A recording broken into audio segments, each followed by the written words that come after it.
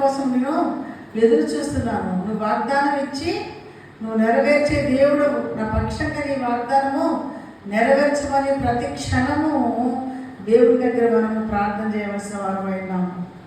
కాబట్టి దేవుడు తరములు మారినా యుగములు మారినా తన ప్రజల మీద ప్రేమ మాత్రం ఎంత మాత్రము తగ్గడం లేదు, మారడం లేదు.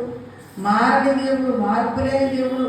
మీరు తరతరాల నుంచి చూసుకుంటారంటే బైబిల్ గ్రంథం ఆది కాండం మొదలు పెడితే ఈ రోజు వరకు కూడా దేవుని యొక్క హస్తము బాబుకు తన ప్రజల కోసం అలాగా చాపబడి ఉన్నది. ఎంత గొప్ప దేవుడు అండి! హల్లెలూయా!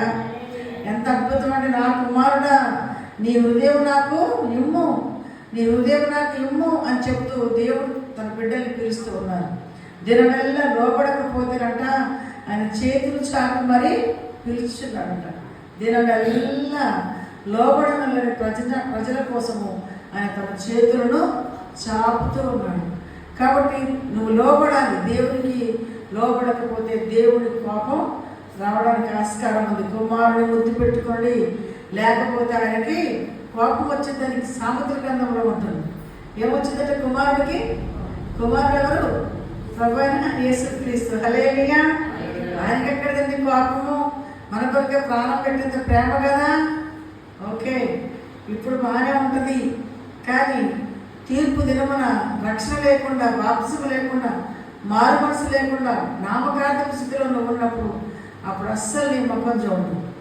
ఈరోజు నిన్ను ఏ విధమైన సరే నిన్ను కాపాడుతూనే ఉంటాడు, క్షమిస్తూనే ఉంటాడు.